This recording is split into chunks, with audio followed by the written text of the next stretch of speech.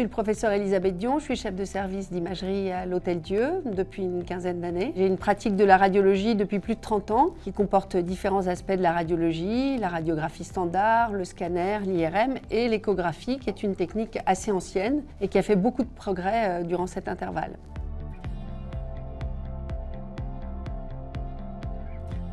L'échographie clinique dans la pratique médicale est très importante parce qu'elle va permettre en fait d'être un outil de complément à l'examen clinique quotidien du patient. Ce qui différencie EchoPen des sondes ultraportables, c'est d'abord sa taille. Elle est très petite, très facile à prendre dans sa poche. Elle s'associe à un téléphone portable et elle est sans fil. C'est fondamental. C'est très facile à utiliser pour le médecin généraliste, en complément de l'examen clinique bien sûr, mais aussi pour les spécialistes d'avoir dans leur cabinet une sonde aussi pratique. Avec cet outil en fait qui intervient dès les études médicales dans l'idéal, on voit très bien nous en radiologie que les jeunes étudiants connaissent très mal l'anatomie. Quand ils arrivent en fait en situation clinique, ils sont un peu perdus sur les repères anatomiques. C'est vraiment des choses qu'ils vont pouvoir s'habituer à regarder, s'accompagner d'une image de traduction de leur examen clinique. Donc c'est très important. Il y a des situations cliniques qui peuvent être très intriquées sur un problème cardiaque, un problème pulmonaire. Avec une sonde comme celle-ci, on peut regarder s'il y a un anévrisme de l'aorte, on peut regarder s'il y a un épanchement pleural, on peut vérifier le cœur et regarder s'il n'y a pas un épanchement péricardique. Donc ça permet déjà de faire une orientation qui est très utile pour la prise en charge ensuite.